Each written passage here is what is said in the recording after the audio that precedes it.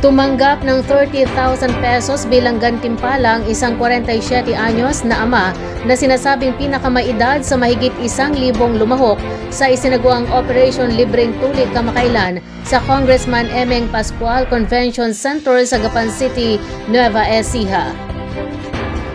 Dahil sa pakikiisa sa programa, pinarangalan ito bilang pinakamatandang benepisyaryo kung saan bilang gantimpala tumanggap ito ng 30,000 na pesos cash prize.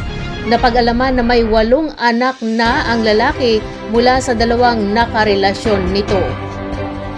Sinabi naman ni Gapan City Mayor Joy Pascual na nagpapasalamat siya at natutuwa nang makita ang halos 1,000 mga batang Gapan ang nakisali at mainit na tinangkilik ang kanilang Operation Libreng Tuli.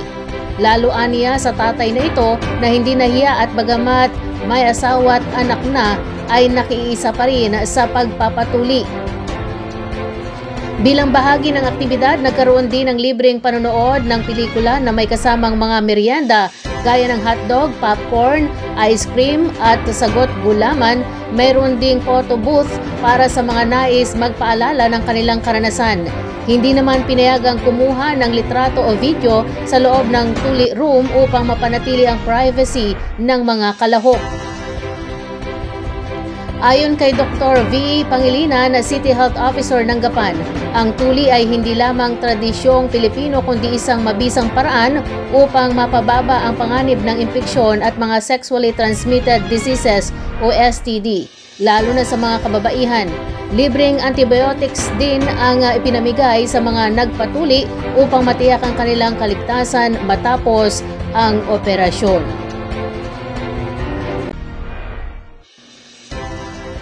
Formal na nilagdaan ng Social Security System o SSS at ng Local Government Unit o LGU ng Cabanatuan City ang isang Memorandum of Agreement o MOA para sa pagpapatupad ng kasangga sa coverage program. Isang seremonya na ginanap sa City Mayor's Office CMO Conference Room nitong Hunyo 3.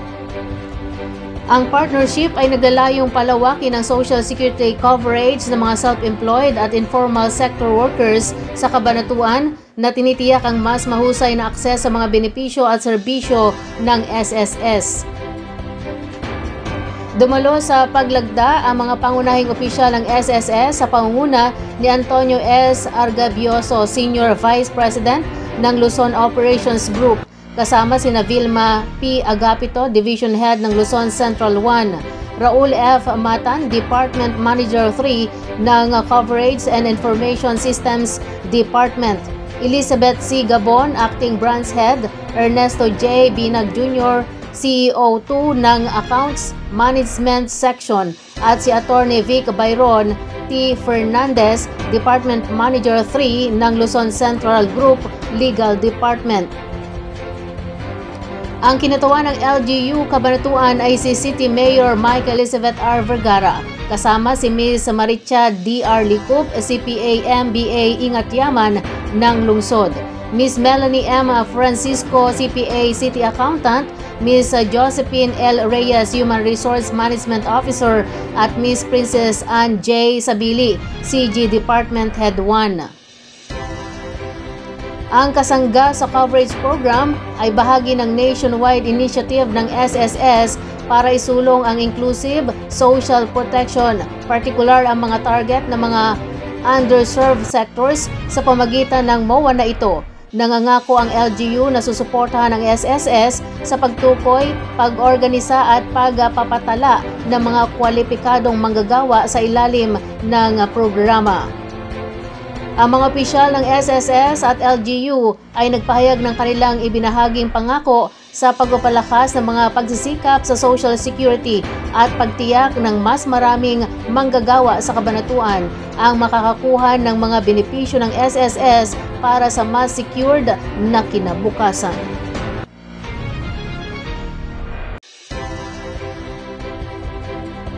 Personal na dumalo si Police Colonel Ferdinand D. Hermino, Provincial Director NEPO, sa final meeting at appreciation ceremony ng Provincial Joint Security Control Center o PJSCC na ginanap sa Amphitheater Old Capitol Compound, Cabanatuan City. Ang pulong ay pinangunahan ni Attorney Romel H. Rama, Provincial Election Supervisor ng COMELEC Nueva Ecija.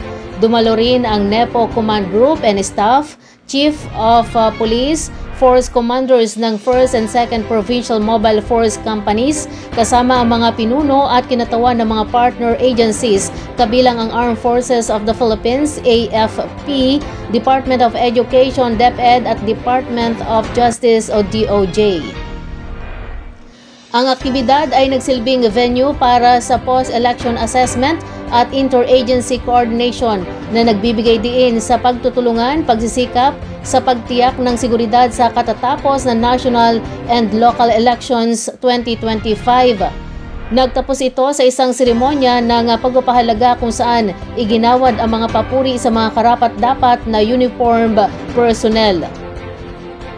Sa kanyang mensahe, nagpahayag ng pasasalamat si Police Colonel Hermino sa lahat ng ahensya at tauhan na gumanap. Aniya, ang tagumpay na ito ay bunga ng sama-samang pagsisikap at pagsusumikap na nagbunga ng mapayapang national and local election at ito ay sumasalamin sa pangako at pagiging profesionalismo ng bawat isa.